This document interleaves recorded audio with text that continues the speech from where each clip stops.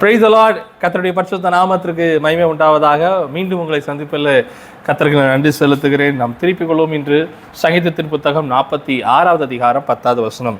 சங்கீதத்தின் புத்தகம் 46வது அதிகாரம் 10வது வசனம் இப்படியாக சொல்லப்படுகிறது: நீங்கள் அமர்ந்திருந்து நானே தேவன் என்று அறிந்து கொள்ளுங்கள். ஜாதிகளுக்குள்ளே உயர்ந்திருப்பேன், பூமியிலே உயர்ந்திருப்பேன். தேவன் தன்னை குறித்து தான் சொல்லுகிறார். அவர் ஜாதிகளுக்குள்ளே உயர்ந்திருக்கிறாராம், பூமியிலும் உயர்ந்திருக்கிறார். அவர் உயர்வதற்கு தன் ஜனத்தின் மூலமாக அவர் மகிமைப்பட்டு உயர்கிறார். அவர் சர்வ வல்லமை உள்ள தேவன். வானம் அவருக்கு சிங்காசனம், பூமி அவருக்கு பாதபடியாக இருக்கிறது. ஆயினும் தன் சாயலாய் உண்டாக்கப்பட்டதான தன் ஜனத்தை பார்த்து, விசேஷமாய் தன்னால் தெரிந்து கொள்ளப்பட்ட ஜனத்தை பார்த்து, கிறிஸ்து இயேசு விசுவாசிக்கிற தன்னுடைய ஜனத்தை பார்த்து, அப்பா பிதாவே என்று கூப்பிடுகிறதான புத்திர சுவிகாரத்தின் ஆவியும் அதிகாரத்தின் தந்ததான அந்த ஜனத்தை பார்த்து தான் அவர் சொல்லுகிறார்: நீங்கள் அமர்ந்திருந்து நானே தேவன் என்று அறிந்து கொள்ளுங்கள். உங்கள் மூலமாக அவர் ஜாதிகளுக்குள்ள உயர்ந்திருக்கிறார், பூமியில உயர்ந்திருக்கிறார். நான் கர்த்தர் என்னையே உயர்த்தணும் அல்ல, கர்த்தர் ஜாதிகளுக்குள்ளாக என்னை உயர்த்தணும், பூமியில என்னை உயர்வான இடங்களை வைக்கணும் என்கிறதான காரியம் அல்ல. நீங்களும் நானும் அவரை என் ஜனங்களின் மத்தியிலும் இந்த பூமியிலே இந்த தேவன் ஒருவர் உண்டு, மகத்துவமான கர்த்தர் ஒருவர் உண்டு, அவர் சர்வ வல்லமை உள்ளவர், ஆயினும் அவர் தன் ஒரே பேரான குமாரனை நமக்கு தந்தரளி இவ்வளவாய் அன்பு கூர்ந்தார் என்பதையும் வெளிப்படுத்தும்படியாகவே கர்த்தர் சொல்லுகிறார்: அமர்ந்திருந்து அமர்ந்திருந்து நானே தேவன் என்று அறிந்து கொள்ளுங்கள். தேவனுக்காய் நிறைய காரியங்களை செய்வது நல்லது. அதோடு கூட தேவனுக்காக தேவனுடைய சமூகத்தில் அமர்ந்திருப்பதும் நல்லது. நம்ம அநேகருக்கு ஒரு வசனம் பரிச்சயமான ஒரு காரியம் தெரியும். வேதம் சொல்லுகிறது, கர்த்தருக்கு காத்திருக்கிறவர்கள் புது பலன் அடைந்து என்று சொல்லப்பட்டிருக்கு. எபிரேய பதத்தில் இந்த காத்திருப்பதுக்கு முப்பரி நூல் போல அது பிணைக்கப்படுகிற ஒரு அனுபவம், அது திரிக்கப்படுகிற ஒரு அனுபவம். ஆம், காத்திருக்கிற அனுபவம் கொஞ்சம் கடினமாகவே இருக்கும். ஆனால் அது கிறிஸ்தவ வாழ்க்கையில் ஒரு பகுதியாகவும் இருக்கிறது. ஆனால் நான் அமர்ந்திருந்து என் தேவனை அறிந்து கொள்வது என்பது ஒரு பெரிய காரியமாக இருக்கிறது. இதை தொடர்ந்து இன்னொரு வசனத்தை நம்ம வாசிக்கலாம். 1 பேதுருவின் புத்தகம் 5வது அதிகாரம் 6 முதல் சில வசனங்களை நம்ம வாசிக்க போகிறோம். 1 பேதுரு 5வது அதிகாரம் 6, 7, 8, 9 மற்றும் 10 வசனங்களை நம்ம வாசிக்க போகிறோம். ஆகையால் ஏற்ற காலத்தில் தேவன் உங்களை உயர்த்தும்படிக்கு அவருடைய பலத்த கைக்குள் அடங்கியிருங்கள். ஒரு வசனம் சொல்லுது, அவர் நம்ம உள்ளங்கைகளை வரைந்திருக்கிறார். இங்கே சொல்லப்படுகிறது அவருடைய கரத்துக்குள் அடங்கிறேன் என்று சொல்லப்பட்டிருக்கு. எலியாவை பார்க்கிறோம், நெகேமியாவை பார்க்கிறோம், எஸ்ராவை பார்க்கிறோம். இவர்கள் மேலெல்லாம் கர்த்தருடைய கரம் இருந்தது என்று பார்க்கிறோம். ஏசாயா சொல்றாரு, கர்த்தருடைய கரம் என் மீது இருக்கிறது. அப்போ தேவனுடைய கரம் நம்ம மேல இருக்கிறது என்றும் இங்கே சொல்லப்படுது, அந்த கரத்துக்குள் நான் அடங்கி இருக்க வேண்டும் என்பதும் சொல்லப்படுகிறது. ஏற்ற காலத்தில் தேவன் உங்களை உயர்த்தும்படிக்கு அப்படின்னு சொல்லி பார்க்கிறோம். அங்கே பார்க்குறோம், நீங்கள் அமர்ந்திருந்து நானே தேவன் என்று அறிந்து கொள்ளுங்கள். அப்போ நான் அமர்ந்திருக்கிற காலத்தில் கர்த்தர் எனக்கு ஒரு காரியத்தை எனக்கு கற்று தருகிறார். ஒரு மனிதன், ஒரு வாலிப பையன் இல்லைன்னா ஒரு ஸ்கூல் முடிச்சதான ஒரு மாணவனோ மாணவியோ நல்ல மதிப்பெண் எடுத்து நீட்டில் கிளியர் பண்ணிட்டாங்க அப்படின்னா, சில காலங்கள் எம்பிபிஎஸ்க்கு போய் அவங்க படிக்கிறதுக்கு காலங்கள் என்ன செய்யணும், அதை ஒதுக்க வேண்டும். அங்கே அமர்ந்து அவங்க என்ன செய்யணும்னா படிக்கணும். அதில் அவர்கள் தேர்ச்சி பெறுவார்கள். பின்பு தான் அவங்க ப்ராக்டிக்கலாக மற்ற காரியங்களுக்குள்ளாக என்ன செய்வாங்கன்னா கடந்து போவாங்க. அவ்வண்ணமாகவே கிட்டத்தட்ட அதே போலத்தானே கர்த்தர் இங்கேயும் சொல்கிறார், நீங்கள் அமர்ந்திருந்து நான் தேவன் என்று அறிந்து கொள்ளுங்கள், நானே தேவன் என்று அறிந்து கொள்ளுங்கள். ஐ ஆம் த லார்ட் அப்படிங்கிற ஒரு விஷயத்தை அறிந்து கொள்ளுங்கள். அப்படின்னா நான் அறியறதுக்கு என் வாழ்க்கையில் அவர் என்ன செய்வார், செயல்படுவார். நிறைய இடங்கள்ல இந்த வேதத்தின் மூலமாகவும் கர்த்தர் நம்மளோடு கூட பேசுவார். அது மட்டும் இல்லை, நம்மளுடைய வாழ்க்கையிலையும் கூட அந்த சம்பவங்களை கர்த்தர் நம்மோடு கூட அவர் பயணித்து இந்த வசனத்தை நாம் நம்மளுடைய வாழ்க்கையில் ஒரு பகுதியாகவே அதை மாற்றி தருகிறார். இப்போ நான் அமர்ந்திருக்கும் போது அவர் நானே கர்த்தர், அவரே கர்த்தர் என்பதை நான் அறிந்து கொள்ளும்படியாக என் வாழ்க்கையில சில காரியங்களை அவர் என்னோடு கூட அவர் கடந்து வருகிறவராக இருக்கிறார். வேதம் சொல்லுது, உலகம் முடியும் சகல நாட்களிலும் நான் உங்களோடு கூட இருக்கிறேன். என்னோடு கூட இருக்கிறார்னா என்னோடு கூட வாழுகிறார், என்னோடு கூட கடந்து வருகிறார். இன்னும் சொல்ல போனால் அவர் போகிற இடத்துக்கு நான் போகிறேன். வேதம் சொல்லுகிறது, என்னுடைய ஊழியக்காரன், நான் எங்கே இருக்கிறேனோ அங்கே என் ஊழியக்காரன் இருப்பான் என்று சொல்லப்பட்டிருக்கு. கிறிஸ்து இயேசுவின் இரத்தத்தினாலே மீட்கப்பட்ட எல்லா ஜனமும் ஊழியக்காரர்கள், ஆசாரியன், ராஜாக்கள் என்று வேதம் சொல்லுகிறது. அப்போ நீங்களும் நானும் பரிசுத்த ஆவியானவர் நடத்துகிற வண்ணமாய் கடந்து போகிற விஷயம். இது எல்லாம் தானே அமர்ந்திருக்கிற அனுபவத்துக்குள் வருகிறது. அமர்ந்திருக்கும் பொழுதுதான் கர்த்தர் தான் தெய்வம் என்பது, there is one supreme God and ultimate God is there அப்படிங்கிற ஒரு விஷயத்தை நாம் அறிந்து கொள்ள முடியும். நான் அறிந்து கொள்ளும் பொழுது எண்ணிலிருந்து அந்த மகிமையாக கர்த்தரை மகிமைப்படுத்தும்படியாக அது வெளிப்படுகிறதாய் காணப்படுகிறது. இயேசு கிறிஸ்துவை குறித்து நமக்கு தெரியும், 33 வருட காலம் இருந்தார். But 30 years he was a son for, இல்லைனா ஒரு son of a carpenter. யோசேப்பு என்றதான தச்சன் உடைய மகன் அப்படிங்கிற விஷயத்தையும் அவர் செய்து கொண்டிருந்தார். 30 வருடங்கள் அதை செய்து கொண்டிருந்தார். அதன் மூலமாக தேவன், அவர் தேவனாக இருந்தவர், மாம்சத்தில் வெளிப்பட்டவராய் இருந்தபடியினாலும், நம்மை போல பாடு அனுபவித்தவராய் இருந்தபடியினாலும், பிரதான ஆசிரியராய் இருந்தபடியினாலும், சகல காரியங்களையும் அவர் செய்கிறவராய் காணப்பட்டார். இது எல்லாம் அவருடைய ஊழியங்கள்ல என்ன செய்து வெளிப்படுது. மோசையும் பார்க்கிறோம், மாமனாருடைய ஆடுகளை அவன் மேய்த்து கொண்டிருந்தான். தாவீதை பார்க்கிறோம், தகப்பனுடைய ஆடுகளை அவன் மேய்த்து கொண்டிருந்தான். பின்பு சமஸ்த இஸ்ரவேலை அவன் கரங்களில் கொடுக்கிறத நம்ம பார்க்க முடிகிறது. எனக்கு அருமையான தேவனுடைய ஜனமே, கர்த்தர் நம்மளை அமர்ந்து நமக்கு சில காரியங்களை கற்றுக் கொடுப்பார். அநேக நேரங்கள் அதில் சில நேரங்கள் என்றால் ஒரு வேதனையை போல காணப்படும். அது ஒரு கம்ஃபர்டபுள் இல்லாத ஒரு சூழ்நிலை போல காணப்படலாம். 1 பேதுரு 5:6 அதனாலதான் சொல்லுகிறது, ஆகையால் ஏற்ற காலத்தில் தேவன் உங்களை உயர்த்தும்படிக்கு அவருடைய பலத்த கைக்குள் அடங்கியிருங்கள் என்று சொல்லப்பட்டது. கர்த்தர் யார் என்பது இல்லையென்றால் கர்த்தர் மேல் ஒரு விசுவாசம் வருவதற்கு சில நேரங்கள் அற்புத அடையாளங்கள் எல்லாம் பலமுறை அப்படிதான் அவர் நடத்துகிறார். நம்மளுடைய வாழ்க்கையில் நம்ம பார்க்குறோம். ஆரம்ப நாட்களில் அவர் அற்புதம் செய்கிறவராக இருக்கிறார், இப்பவும் செய்ய மாட்டார் இல்லை, இப்பொழுதும் கர்த்தர் அற்புதம் செய்கிறார். இதை கேட்டுக்கொண்டிருக்கிற ஜனமே இப்பொழுதும் உங்களுக்கு அற்புதம் செய்கிறவராகவே இருக்கிறார். ஆனாலும் கர்த்தரை நாம் இன்னும் அறிந்து கொள்வதற்கு சில நேரங்களில் அவர் காத்திருக்க ஒரு அனுபவத்துக்கு நம்மளை கொண்டு போகிறார்.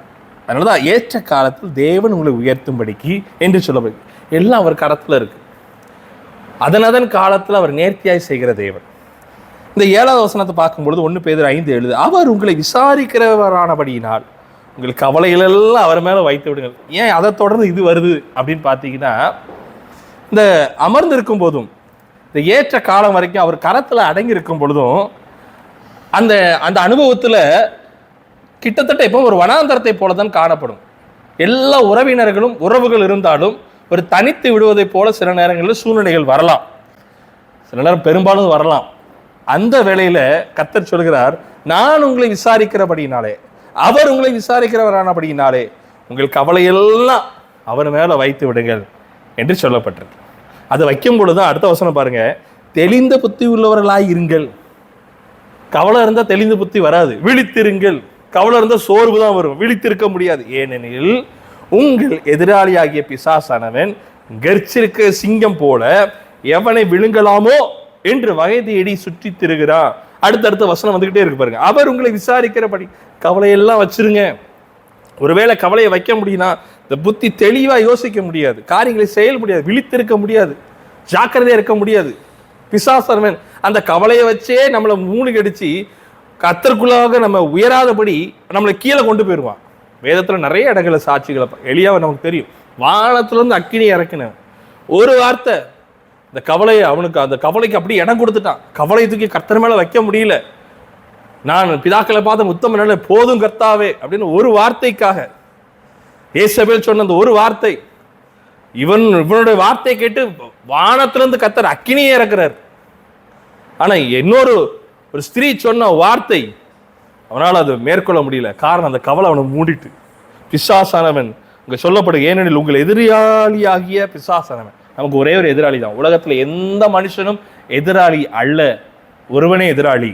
உங்கள் எதிராளியாகிய பிசாசானவன் கர்ச்சிக்கிற சிங்கம் போல எவனை விழுங்கலாமோ என்ற வகை தேடி சுற்றி திருகிறான். பெரும்பாலும் சிங்கம் கடிக்கிறதா நீங்க பாப்பீங்க, இவன் விழுங்கலாம் என்றுதான் வருவான். ஏன்னா கர்த்தர் அவன் தலையை நசுக்கிட்டார், அவர் ஜெயம் எடுத்துட்டார். ஆனாலும் விழுங்க போறதில்லை, விழுங்கலாமோ அப்படின்னு வருகிறான். விசுவாசத்துல உறுதியா இருங்க. எபேசியர் 6வது அதிகாரத்துல பார்க்கிறோம், அக்கினி ஆஸ்திரங்களை அவன் ஏகிறவனா இருக்கிறான். விசுவாசம் பட்டயத்தை வைத்து அதை தடுக்க முடியும். அப்ப விசுவாசத்தில் உறுதியா இருங்கள், அவனுக்கு எதிர்த்து நில்லுங்கள். இப்ப விசுவாசம் உறுதியா இருக்கும் பொழுது அங்க கவலை இருந்தா விசுவாசம் வராது. கவலை இருந்தாலே என்ன நடக்கும்? நம்ம இப்படி இருக்கோம், இனிமேல் நம்மளால செய்ய முடியாது அப்படிங்கிற ஒரு எண்ணம் வந்துடும். மாறாக தெளிந்த புத்தி உள்ளவர்களாக கர்த்தர் செய்த நன்மைகளை நினைத்து துதிக்கும் பொழுது விசுவாசம் பெருகுது.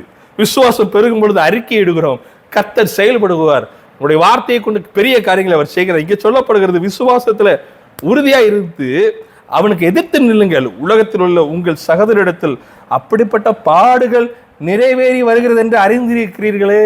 சிலர் விட்டு கொடுக்கறதுனால அது பாடுகளுக்குள்ளாக நினைச்சு கடந்து போறாங்க. இல்லை என்றால் தேவனே சில நேரங்களை அனுமதிக்கிறார்.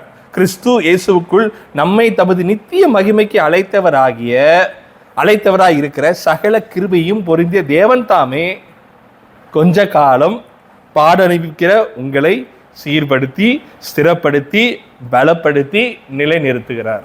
4 ஸ்டேஜ் இருக்கு. எப்படியா சீர்படுத்துகிறாருங்க? இந்த காத்திருக்கும் பொழுதுதான் அங்க என்ன நடக்குது? சீர் நடக்குது. விசுவாசம் பெருகுது. விசுவாசம் பெருகும் பொழுது தேவனுக்கென்று அதிக பெரிய காரியங்களை செய்ய முடியும். அவனை துரத்த முடியும், அவனை வெல்ல முடியும். விசுவாசமே உலகத்தை ஜெயிக்கிற ஜெயம். விசுவாசிக்கிறவன் பதறான். இந்த விசுவாசங்கிறது பெரிய கேடயம். Nothing can harm you. It's a shield of God. It's a shield and it's a part of armor of God. அது உங்களிடத்துல இருக்குன்னு சொன்னா பாக்கியவான்கள், பாக்கியவான். அதை மிஞ்சி ஒன்றும் வராது. அவனுக்கு எதிர்த்து நில்லுங்கள், அப்பொழுது ஓடி போவான். If you have faith, ஓடி போகிறான் என்று பார்க்கிறோம். சீர்படுத்துகிறாருங்க. சீர்னா என்ன? ஏதோ நான் பாவி, வேதம் சொல்லுக்கு பரிசுத்தமான இன்னும் பரிசுத்தமான, நீதி செய்யணும் இன்னும் நீதி செய்யணும். சீர்படுத்துகிறாருன்னா அவரை இனிய மாதிரி அவரை மாதிரி என்னை மாத்திக்கிட்டே இருக்கிறார், ஸ்திரப்படுத்துகிறார். இயேசு கிறிஸ்து பிசாசை சிலுவையில ஜெயம் எடுத்ததை போல கெத்சமனையில அவருக்கு அப்படி ஒரு வியாகுலம். பிதாவை 3 முறை ஜெபிக்கிறார். பிதாவை கூடுமானால் ஸ்திரப்படுத்துகிறார், பலப்படுத்துகிறார். அந்த இரவு முழுது ஜெபிக்கிறார். அந்த பலன் அவரை மூழ்கிறது. வேதம் சொல்லுது, தேவ தூதர்கள் வந்து அவரை பலப்படுத்தினார். அதே பலத்தோடு போய் சிலுவையில ஜெயம் எடுத்தார். There is no room for error. ஒரு இதுக்கும் அவர் இடம் கொடுக்கவில்லை. கீழே இருந்து எல்லாரும் நகைத்தார்கள். பக்கத்துல இருந்து 2 திருடர்கள் கூட நகைத்தார். தேவனுடைய குமாரனை விடுதலையாக்கி எங்களையும் விடுதலையாக்கும் எல்லாம் சொல்லி பார்த்தாங்க. நோ, அவர் பலப்படுத்திட்டார்ப்பா. நிலைநிறுத்துவாராக. கிறிஸ்துவை நிலைநிறுத்தினதை போல உங்களையும் என்னையும் நிலைநிறுத்தத்தானே கர்த்தர் நம்மளை இப்பொழுது இந்த பாதையில நடத்துகிறவராய் இருக்கிறார்.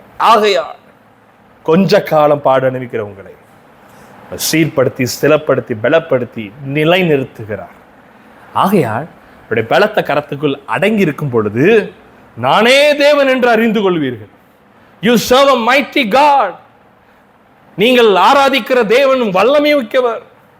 நீங்கள் ஆராதிக்கிற தேவன் பெரியவர் என்பதை நீங்கள் அமர்ந்திருக்கும் போதும், அவருடைய பலத்த கரத்தில் அடங்கியிருக்கும் பொழுதும், துன்பங்கள் நெருக்கங்கள் வரும் பொழுது, விசுவாசத்தில் நீங்கள் வளரும் பொழுதும், உங்களை சீர்படுத்தும் போதும், ஸ்திரப்படுத்தும் போதும், பலப்படுத்தும் போதும் நிலை நிறுத்துகிறார். கிறிஸ்துவுக்குள்ளாக, கிறிஸ்துவை போல, கிறிஸ்துவுக்காக, கிறிஸ்துவின் ராஜ்யத்திற்காக உங்களை அவர் ஸ்திரப்படுத்தி கொண்டிருக்கிறார்.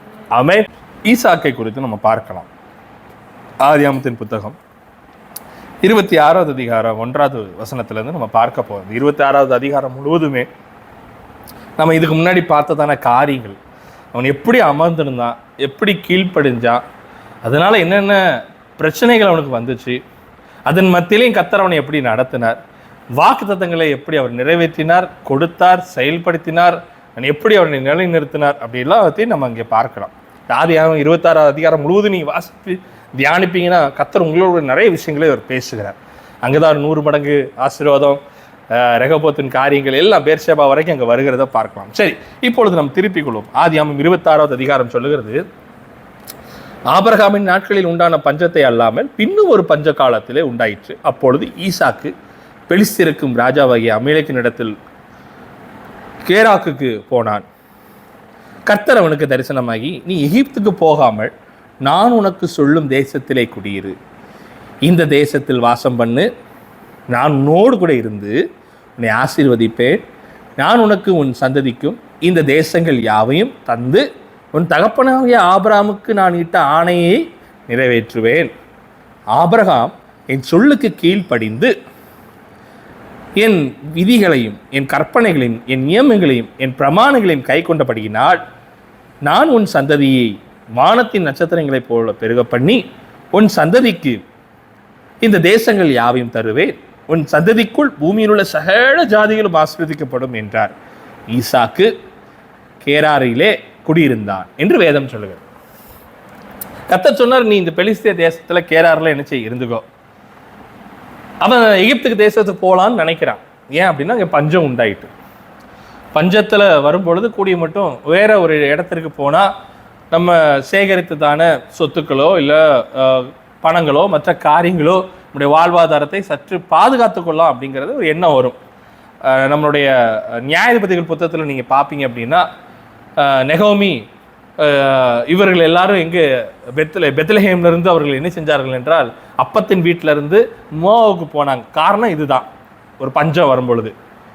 ஆபிரகாம் நாட்களில் வந்த பஞ்சத்திலையும் அவன் என்ன செய்கிறான், கடந்து போகிறான். ஆனால் ஈசாக்கு நாட்களில் ஒரு பஞ்சம் வருது.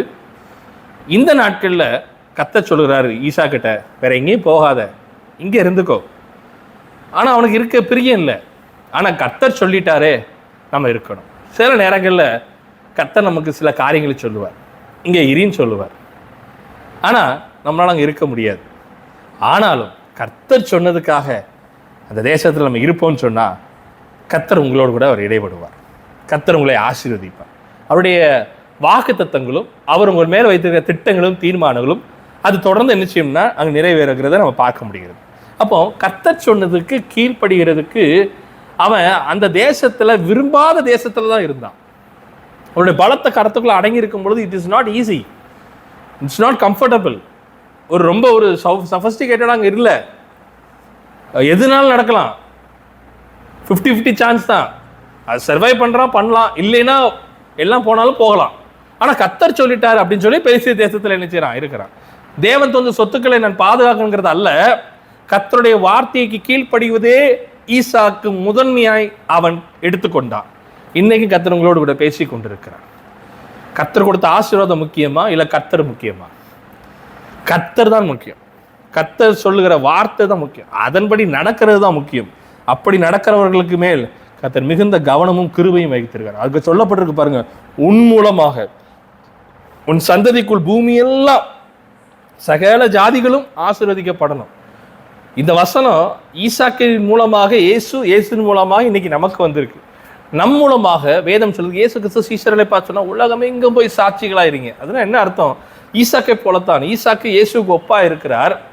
ஈசாக்கு மூலமாக அன்று வெளிப்பட்டதை போல இயேசு கிறிஸ்து மூலமாக நாமும் இந்த உலகத்திற்கு வெளிச்சமாக இருக்கிறோம். நம்மளே அவர் கிரியை செய்வதற்கு நாம் ஈசாக்கை போல அவருடைய வார்த்தைக்கு கீழ்ப்படிஞ்சு நமக்கு விருப்பமில்லாத இடங்கள்ல அமர்ந்திருக்க வேண்டியது அவசியமாக இருக்கிறது. இன்னும் சொல்லப்போனா அங்க நிறைய பிரச்சனைகள் வேற வருது. 7ஆம் வசனம் சொல்லுகிறது, அவ்விடத்த மனிதர்கள் அவன் மனைவியை குறித்து விசாரித்த போது இவள் என் சகோதரி என்றான். ரெபெக்காள் பார்வைக்கு அழகுள்ளவனானபடியினால் அவ்விடத்த மனிதர்கள் அவள் நிமித்தம் தன்னை கொள்ளுவார்கள் என்று எண்ணி அவளை தன் மனைவி என்று சொல்ல பயந்தான். அப்போ அவன் இருந்த பூமி அவன் பயப்பட்ட பூமி. ஜனங்கள் அவள் நிமித்தம் என்னை கொன்று போடு விடுவாங்களோ அப்படின்னு பயந்து இருந்ததான ஒரு இடம். அப்படின்னா என்ன அர்த்தம்? அவன் ஹாப்பியா இல்லை, பயந்து தான் இருக்கிறான். அன்னைக்கு கிதியோனை பார்க்குறான், பயந்து தான் இருந்தான். கர்த்தர் கொடுத்த தேசத்துல தான் இருந்தான், ஆனால் பயந்து இருந்தான். ஆனால் கர்த்தர் அவனை பார்த்துல பராக்கிரமசாலியேனாரு. ஈசாக்கு கர்த்தர் சொன்ன வார்த்தையின்படி அவன் இருந்தான். அந்த தேசத்துல சுத்தி இருந்த ஜனங்களுடைய கண்டிஷன் எப்படி இருந்துச்சுன்னா, இவளுடைய மனைவி நிமித்தமாக ரெபெக்காள் நிமித்தமாக இவனை கூட கொண்டு போகலாம் அப்படிங்கிறதான ஒரு சூழ்நிலை தான் இருந்துச்சு. ஆயினும் கர்த்தருடைய வார்த்தைக்கு கீழ்ப்படிந்து அப்படியே தன்னை ஒப்பு கொடுத்தான். அடுத்தது பார்க்கும் பொழுது இந்த கீழ்ப்படிதல் நடக்கும் பொழுது அதுக்கப்புறம் அபிமெலேக்கு சரி செய்து அவனோட கூட ஒப்பந்தம் இதெல்லாம் நடக்குது. 12ஆம் வசனத்துக்கு நீங்க வருவீங்கன்னு சொன்னா, தேவனுடைய வார்த்தைக்கு கீழ்ப்படிந்து விருப்பமில்லாத இடத்துல இருந்து சொத்தை பத்தி கவலைப்படலை, கர்த்தர் சொல்லிட்டார் நான் இருப்பேன், தன் ஜீவன் போனாலும் பரவாயில்ல இங்க இருந்துக்கிறேன் அப்படின்னு சொல்லி இருந்தான். அவன் மூலக்கு தான் கர்த்தர் ஆசீர்வாதம் கொடுக்கிறார் பாருங்க. 12ஆம் வசனத்துல ஈசாக்கு அந்த தேசத்தில் விதை விதைத்தான், கர்த்தர் அவனை ஆசீர்வதித்தினால் அந்த வருஷத்தின் 100 மடங்கு பலன் அடைந்தான். பஞ்ச காலத்துல எவனும் விதை விதைக்க மாட்டான். கர்த்தர் அவனோடு இருந்தபடினாலே, கர்த்தருடைய வார்த்தைக்கு அவன் கீழ்ப்படிந்தபடினாலே, கர்த்தர் சொன்னபடினாலே, கர்த்தர் சொன்னதெல்லாம் அவன் செய்யறபடினாலே அவன் கரத்தை கர்த்தர் ஆசீர்வதித்தார். உலகத்துல என்ன நடந்தாலும் சரி, தேவனுடைய பிள்ளையே, உனக்குள் கர்த்தர் இருக்கிறார். உலகத்தை உண்டாக்கினவர் உனக்குள்ள இருக்கிறார். உனக்கு விரோதமா எந்த ஆயுதம் வாய்க்காமல் போகும்.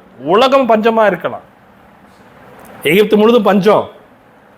ஆனால் யோசேப்பை மூலமாக யாக்கோபின் முழு குடும்பத்தை கர்த்தர் பாதுகாத்தார். கிறிஸ்து கொடுக்கப்படாத நாட்கள் அப்படி உண்டு என்று சொன்னார். கிறிஸ்து நமக்காய் கொடுக்கப்பட்டிருக்கிறார். சகலமும் உங்களுக்கு நன்மைக்கு எதுவாய் நடக்கும். ஒருவேளை தீமை போல வந்தாலும் அதை நன்மையாகவே மாற்றுகிறவர். கர்த்தர் பலனை தருகிறார், கர்த்தர் கிருபை தருகிறார். அவன் ஐஸ்வர்யவனாகி வர வர விரித்தடைந்தான், மகா பெரியவனானான். இது ரெண்டு வகையா நம்ம எடுத்துக்கலாம். ஒன்று பூமிக்குரிய ஆசீர்வாதம். பேதுரு கேட்கிறான், இதெல்லாம் விட்டுட்டு வந்தோமே ஆண்டவரே, எங்களுக்கு என்ன நடக்கும்? அழகா சொல்றாரு கிறிஸ்து. அப்போ பூமியில 1000 மடங்கு என்ன செய்யும் உண்டு, பூலோகத்திலையும் உண்டு, விண்ணுலகத்திலையும் உண்டு அப்படின்னு அவர் என்ன செய்யறாரு சொல்லுகிறார். அப்போ நம்முடைய அதுக்கு ஒரு கொலோசியர்ல பார்க்குறோம், பூமிக்குரிய உள்ள மேலானவர்களை நாடுங்க. நம்முடைய எண்ணம் எனக்கு ஆண்டது பூமியில எனக்கு தரணுங்கிறது அல்ல, மேலானது எனக்கு தரணுங்கிற வாஞ்சை நமக்கு இருக்கணும். ஆனால் பூமிக்குரியதையும் தருகிறார். முதலாவது தேவனுடைய ராஜ்யத்தையும் நீதியும் தேடுங்கள், பின்பு இவையெல்லாம் கூட கொடுக்கப்படும். ஆனால் இதுக்காக நான் கர்த்தர் அல்ல, கர்த்தரை நான் தேடுகிறேன், அதனால இதெல்லாம் வருகிறதுயா. இது வருகிறதுனால என்னுடைய உறவு, கிறிஸ்துவோடு இருக்கிற உறவு ஒரு துளியும் குறைய போறது இல்லை, கூட தான் போகும். அப்படிங்கிறதான ஒரு வாழ்க்கையை நம்ம வாழ்ந்து மற்ற ஜனங்களுக்கு ஒளியை வீச கர்த்தர் உங்களை ஆசீர்வதிப்பாராக.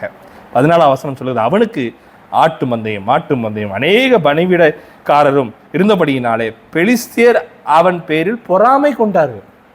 கர்த்தர் உங்களுடைய ஆவிக்குரிய வாழ்க்கையை கர்த்தர் இவ்விதமாய் ஆசீர்வதிப்பாராக, செழிப்பான ஆசீர்வாதத்தை தருவாராக. பிரியமானவனே, உன் ஆத்மா வாழ்வது போல எல்லாவற்றிலும் சுகமா இருக்கிற விரும்புகிறேன், வேண்டிக் கொள்ளுகிறேன் அப்படின்னு சொல்லி பார்க்கிறோம். உங்களுடைய ஆத்மா சீரடைய கர்த்தர் உங்களுக்கு ஆசீர்வாதத்தை தருகிறார். அப்போ இங்க ஈசாக்கு பார்க்கிறோம், கர்த்தருக்கு கீழ்ப்படிஞ்சு எல்லா சூழ்நிலையும் அவனுக்கு ஆப்போசிட்டா இருந்தும் கீழ்ப்படிஞ்சு அமர்ந்திருந்தனால கர்த்தர் அவன் கரத்தை ஆசீர்வதிக்கிறார். பெலிஸ்தியர் தேசம் எல்லாம் பஞ்சத்துல இருக்கு, இவனுடைய காரியம் செழிப்பா இருக்கு. ஒருவேளை பூமியிலே வரும் நாட்களில வசனத்திற்கு பஞ்சம் உண்டாக்கலாம், ஆவிக்குரிய வாழ்க்கைக்கு ஒரு பஞ்சம் வரலாம், எந்தவித இருள் கூட வரலாம். ஆனாலும் உங்களுக்குள் கர்த்தர் ஒளியாக இருக்கிறார், உங்களை கொண்டு அவர் பிரகாசிக்கிறவராக இருக்கிறார். வேதம் சொல்லுகிறது, எந்த மனுஷனும் பிரகாசிக்கிற ஒளி அவர் உங்களுக்குள்ளே அவர் இருக்கிறார். 19ஆம் வசனத்தை பார்க்கும் பொழுது அங்கு சொல்லப்படுகிறது, ஈசாக்குடைய வேலைக்காரர்கள் பள்ளத்தாக்கிலே வெட்டி அங்கே சுரக்கும் நீரூற்றை கண்டார்கள். கேராரும் மேய்ப்பர் இந்த தண்ணீர் தங்களுடையது என்று சொல்லி ஈசாக்குடைய மேய்ப்பருடனே வாக்குவாதம் பண்ணினார்கள். அவர்கள் தன்னோடு வாக்குவாதம் பண்ணினபடினால் அந்த துறவுக்கு ஏசாக்கு என்று பெயரிட்டான். வேறொரு துறவை வெட்டினார்கள், அதை குறித்து வாக்குவாதம் பண்ணினார்கள், ஆகையால் அதற்கு சித்தனா என்று பெயரிட்டான். பின்பு அவ்விடம் விட்டு பேர்ந்து போய் வேறே ஒரு துறவை வெட்டினான், அதை குறித்து அவர்கள் வாக்குவாதம் பண்ணவில்லை. அப்பொழுது அவன், நம் தேசத்திலே பழுகும்படிக்கு இப்பொழுது கர்த்தர் நமக்கு இடம் உண்டாக்கினார் என்று சொல்லி அதற்கு ரெகோபோத் என்று பெயரிட்டான். கர்த்தர் சொன்ன இடமாக இருந்தாலும் ரெகோபோத் வர்றதுக்கு முன்னாடி ஈசாக்கும் சித்தனாவும் என்ன செய்யுதுன்னா அங்கே வரதா என்ன செய்யுது பார்க்கிறோம். ஏசைக்கும் சித்தனாவும் என்ன செய்யுது அங்கே இருக்குது. கர்த்தர் சொன்னார், அப்ப ஏன் ஏசைக்கு வருது? கர்த்தர் சொன்னார், அப்ப ஏன் சித்தனா வருது? எல்லாரும் மூத்து போடுறாங்க. சொன்னா நம்ம ஆவிக்கிற வாழ்க்கையில் அப்படிதான், நம்ம கொஞ்சம் பிரகாசி வருவோம், உள்ள இருந்து ஜீவ நதி அப்படியே பொங்கி வரும். ஆனா அப்படியே உலகத்தின் கவலை மற்ற காரியங்கள் வந்து அது மூத்து போட்டுக்கிறது. இங்க சொல்லக்கூடிய மேய்ப்பர்கள் சில நேரங்கள்ல தேவனுடைய பிள்ளைகளே வந்து செஞ்சிடறாங்க. ஆனால் நீங்கள் கர்த்தரை பாருங்கள், கர்த்தர் உங்களுக்குள்ள இருந்து ஜீவ ஊற்ற அவர் ஊற விரும்புகிறார். ரெகபோத்தாக உங்களுக்குள்ளே கர்த்தர் ஒளி வீச விரும்புகிறார். கர்த்தர் தேசத்திலே பழுகவும் பெருகும்படி செய்கிறார். பழுகி பெருக ஆவியில ஒரு பெருக்கத்தை கர்த்தர் தருவாராக. ஆனா இங்க பார்க்கிறோம், ஏசைக்கும் இருக்கு, சித்தனாவும் உண்டு, ரெகோபோத்தும் உண்டு. கர்த்தர் இருக்கிறபடினால கர்த்தர் தானே கொண்டு போனாருங்க. சில நேரங்களில் இது வரும்போது கொஞ்சம் சோறு வரதான் செய்யுது. ஆனால் நீங்கள் ஒன்று எண்ணிக்கொள்ளுங்க, ஈசாக்குக்கு கர்த்தர் ரெகோபோத்தை கொடுத்தாரே, நமக்கும் தருவார். ரெகோபோத்தோடு நிற்பாடலங்க, இன்னொரு காரியத்தை கூட அவர் செய்கிறார். தொடர்ந்து வாசிக்கலாம். வேறு அவர்கள் என்ன செய்கிறாங்கன்னா வாக்குத்தத்தம் பண்ணி அவங்க கடந்து போகிறார்கள். அதுக்கப்புறம் பார்த்தீங்கன்னா 24ஆம் வசனம் சொல்லுகிறது, அன்று ராத்திரியிலே கர்த்தர் அவனுக்கு தரிசனமாகி, எப்போ? ரெகோபோத்துக்கு அப்புறம் கீழ்ப்படிஞ்சு அப்புறம் அங்கே பயம்லாம் உண்டாகுது. நிறைய பிரச்சனைகளை சந்திக்கிறான். அப்புறமா ஆண்டவர் ஆசீர்வதிக்கிறார். பொறாமையினால் வர்றாங்க, அப்புறம் அவன் நவுண்டு போகிறான். மறுபடியும் இந்த பிரச்சனைகள் மூத்து போடுறாங்க, அது எல்லாத்தையும் துறவையெல்லாம் மூடி போடுறாங்க. அவன் போட்ட எல்லா பிரயாசம் வேஸ்ட்டாக போயிட்டு, சில நேரங்கள் நம்ம நினைப்போம் வாழ்க்கையில் இவ்வளோ தூரம் எல்லா பிரயாசம் வேஸ்ட்டாக போயிட்டு. கவலைப்படாதீங்க, கர்த்தர் அதிலிருந்து தூக்க வல்லமையுள்ளவராக இருக்கிறார். ஆனால் கர்த்தர் சொன்னபடி செஞ்சீங்களா அப்படின்னு கேட்டுக்கோங்க. ஒருவேளை நான் கர்த்தர் சொல்லாமல் செஞ்சுட்டேன் பிரதர், கர்த்தரை நீ உதவி செய்ய மாட்டாரா? உங்களுக்கும் உதவி செய்ய வல்லமையுள்ளவராக இருக்கிறார். ஒருவேளை கர்த்தர் சொல்லி கர்த்தருடைய ராஜ்யத்தின் நிமித்தமாக, கர்த்தருடைய வார்த்தை நிமித்தமாய் செய்கிறவர்களுக்கு ஒரு பெரிய பாக்கியம் உண்டு. 25ஆம் வசனத்தை பார்க்கும் பொழுது அங்கே சொல்லப்படுகிறது. அங்கே தொடர்ந்து வாசிக்கலாம். அங்கே என்ன செஞ்சார்கள்? மன்னிக்கணும், ஆதியாகமத்தின் புஸ்தகம் 26-24 சொல்லுது. அன்று ராத்திரிலே கர்த்தர் அவனுக்கு தரிசனமாகி, நான் உன் தகப்பனாக ஆபிரகாமுடைய தேவன் பயப்படாதே, நான் உன்னோடு கூட இருந்து உன் ஊழியக்காரனாகிய ஆபிரகாம், என் ஊழியக்காரனாகிய ஆபிரகாம் நிமித்தம் உன்னை ஆசீர்வதித்து உன் சந்ததியை பெருக பண்ணுவேன் என்றார். அங்கே அவன் ஒரு பலிபீடத்தை கட்டி கர்த்தருடைய நாமத்தை தொழுது கொண்டு அங்கே தன் கூடாரத்தை போட்டான். அவ்விடத்தில் ஈசாக்கின் வேலைக்காரர் ஒரு துறவை வெட்டினார்கள். இப்போ கர்த்தர் தரிசனமாகிறார், கர்த்தருடைய மகிமை அங்கே வருது, கர்த்தர் பேசுகிறார். இப்போ ஆவிக்குரிய வாழ்க்கையில் ஒரு உயர்வு வருது. சில நேரங்களில் அப்படியே மெதுவாக போகும், தேவன் இடைப்படுவார். உங்களை ஆவிக்குரிய வாழ்க்கையில் ஒரு ஒரு உன்னத இடத்துக்கு அவர் கொண்டு போவார். கவலைப்படாதீங்க, துதியை விட்டுறாதீங்க. அங்கே பார்க்குறோம், அவர்கள் அங்கே பலி செலுத்தினார்கள். பின்பு வேலை நடக்குது, துறவை வெட்டினார்கள். அங்கே வேதம் சொல்லுகிறது, அப்பொழுது ஈசாக்கு அவர்களை நோக்கி, ஏன் என்னிடத்தில் வந்தீர்கள்? நீங்கள் என்னை பகைத்து என்னை உங்களிடத்தில் இராதபடிக்கு துரத்தி விட்டீர்கள் என்று அவர்கள் நினைச்சார்னா பெலிஸ்தீனர்களை பற்றி சொல்லுகிறான், பெலிஸ்திய மக்களை பற்றி சொல்லுகிறான். அதற்கு அவர்கள், நிச்சயமாக கர்த்தர் உம்மோடு கூட இருக்கிறார் என்று கண்டோம், ஆகையால் எங்களுக்கும் உமக்கும் ஒரு ஆணை ஏற்பட உண்டாக வேண்டும் என்று நாங்கள் நிர்ணயம் பண்ணினோம். அந்நாளில் தானே. இது 32. அப்போ பெலிஸ்திய தேசத்துல பார்க்கிறோம், கர்த்தர் அவர்கள் பொறாமை கொள்கிறார்கள், துரத்தி விடுறாங்க, வர்றான். கர்த்தர் அங்க வந்து ரெகோபோத்தை என்ன செய்றார்? கொடுக்கிறார். இப்ப ஆசீர்வதிக்கிறார். அங்க உள்ள ஜனங்கள் சொல்றாங்க, கர்த்தர் உங்களோடு கூட இருக்கிறார். சூழ்நிலைகள் உங்களுக்கு ஆப்போசிட்டா இருக்கா? கவலைப்படாதீங்க, கர்த்தருடைய நாம உங்களை மகிமைப்பட போகுது. ஏன் உங்களை ஆண்டவர் அமைதியா வைக்க சொல்றாரு? பலத்த கரத்துல அடங்கிரின்னு சொல்றாருன்னா உங்களை கொண்டு ஒரு பெரிய காரியங்களை செய்ய போகிறார். ஜாதிகளை உயர்ந்திருப்பேன், ஜனங்களிலே உயர்ந்திருப்பேன். எப்படி? உங்களை கொண்டு தானே, உங்கள் மூலமாகத்தானே. அப்படி செய்வதற்கு இந்த பாதையெல்லாம் என்ன செய்ய வேண்டியது இருக்கு? கடந்து போக வேண்டியது இருக்கு. அவங்க சொல்லுவாங்க, கர்த்தர் உங்களோடு கூட இருக்கிறார். அல்லேலூயா. ஏதோ ஒரு மனிதன் உங்களை பார்த்து கர்த்தர் உங்களோடு கூட இருக்கிறான்னு சொல்றாங்களா? நீங்கள் பாக்கியம் உள்ளவர். யோசேப்பை பார்த்து சொன்னாங்க, இவனுக்குள் விசேஷித்த ஆவி இருக்குது. தானியேலை பார்த்து சொன்னாங்க, விசேஷித்த ஆவி இருக்குது, கர்த்தர் உன்னோடு கூட இருக்கிறார். இங்கேயும் சொல்றாங்க பாருங்க, தேவன் உன்னோடு கூட நினைச்சார்கள் இருக்கிறார்கள் என்று அவர் என்ன செஞ்சார்கள்? சொன்னார்கள். அதற்கு அவர்கள், நிச்சயமாக கர்த்தர் உம்மோடு கூட இருக்கிறார் என்று கண்டோம். எஸ், நீங்களும் நானும் அவருக்கு சாட்சிகளா இருக்கிறோம். கர்த்தர் நம்மோடு இருக்கிறார். we live with God. நம் கர்த்தரோடு வாழ்கிறோம், கர்த்தருக்காக வாழ்கிறோம். we walk with God, we walk like Christ. அப்படிங்கிறது ஜனங்கள் காண்பாங்கங்க. that is a Christian life, not mere going to the church only on Sundays and giving offering and just indulge in few Christian activities. சில விஷயங்களும் கிறிஸ்துவ ஞாயிற்றுக்கிழமை ஆராதனைகளும் சில விஷயங்களை நாம் செய்துவிட்டு கிறிஸ்தவ வாழ்க்கை அதல்ல. கர்த்தரோடு வாழுகிறது. கிறிஸ்தவர்கள் என்று பெயர் கிறிஸ்து கொடுக்கல. அந்தியாவில் இருந்தவர்கள் கிறிஸ்தவர்கள் என்று பெயர் வைத்தாங்க. கிறிஸ்தவர்கள் என்று சொல்வதனால ஒரு பெருமையும் இல்லை. கிறிஸ்து என்னோடு இருக்கிறார்கிறதான் மேன்மை. கிறிஸ்துவின் ஆவியை பெறாதவன் கிறிஸ்தவன் அல்ல என்று வேதம் சொல்லுகிறது. அப்புறம் பார்த்தீங்கன்னா, அந்நாளிலே கர்த்தரெல்லாம் பேசி இதெல்லாம் நடக்கும் பொழுது துறவை வெட்டினார்கள். செய்தி அவனுக்கு அறிவித்த தண்ணீர் கண்டோம் என்றார்கள். அதற்கு சேபா என்று பெயரிட்டான். ஆகையால் அந்த ஊரின் பேர் இந்நாள் வரைக்கும் பேர்சபா எனப்படுகிறது. இது பேர்சபா அப்படின்னு சொன்ன உடனே இஸ்ரவேல் ஜனத்துக்கு ஆண்டவர் வாக்குத்தத்தமாய் கொடுத்ததான இடத்துல எல்லை தான் முதல் பேர்சபா வர, இந்த பேர்சபால தான் ஒரு பலிபீடத்தை தாவீது என்ன செய்வான்னா கடைசியில் அவன் கெட்டுகிறத பார்க்க முடியும். அங்கிருந்து தேவ ஆலயத்துக்குள்ள காரியங்கள்லாம் நடக்குது. அப்போ ஒரு முக்கியமான பகுதி இஸ்ரவேலின் எல்லை அது. அப்படிப்பட்ட காரியத்தை ஈசாக்கின் கையில கொடுத்தார். அவன் தான் ஆரம்பிச்சே வைக்கிறான். பெரிதான கிருபையை கர்த்தர் அவனுக்கு பேர்சபாவே பேர் வைக்கிற அளவுக்கு அவனுக்கு தான் கர்த்தர் கொடுக்கிறார். மகிமையான காரியத்தை செய்கிறாரு. உங்கள் மூலமாக கூட தேவனுடைய ராஜ்யத்தின் எல்லைகளை நீங்கள் விஸ்தரிக்க கர்த்தர் உங்கள் மூலமாக செய்வாராக. உங்களை கொண்டு பெரிய பெரிய காரியங்களை செய்வீர்கள். கர்த்தர் செய்ய வல்லமையுள்ளவராக இருக்கிறார். அதுவரை அவருடைய பலத்த கரத்துக்குள்ள அடங்கி விசுவாசத்தை பெருக்கி கொண்டு அவனை எதிர்த்து நிற்கத்தக்கதாய் சீர்படுத்தி, ஸ்திரப்படுத்தி, பலப்படுத்தி, நிலைநிறுத்த கர்த்தரை போல வாழ, இயேசுவை போல வாழ, இயேசு கிறிஸ்துவை தேவன் பிதாவாகிய தேவனை மகிமைப்படுத்துகிறவராக இருந்ததை போலவே நானும் மகிமைப்படுத்த, அவர் என்னிலே மகிமைப்பட விட்டு கொடுப்போம். உங்களின் மூலமாக கர்த்தர் பெரிய காரியங்களை செய்ய போகிறார்.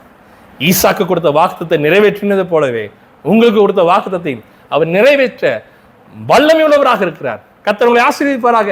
ஆமென். God bless you.